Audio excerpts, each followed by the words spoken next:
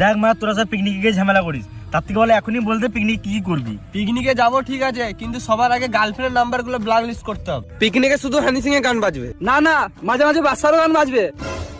তাহলে মানে আমি যাবো না, তোরা যা গান মারা গা। ঠিক আছে হানি সিং। দেখ আমি আগে থেকেই বলে দিচ্ছি, বিয়ার থাকলে আমি খাবো না, শুধু মদ আর মাংস খাবো। বেশ যেটা পাবো সেটা খাবো।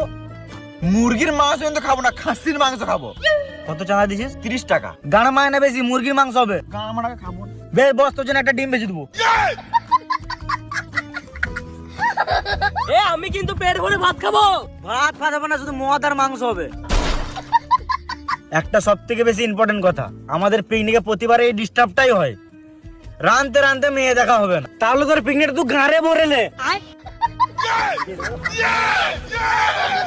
বেলায় রান্না বন্ধ রেখে মেয়ে দেখবো।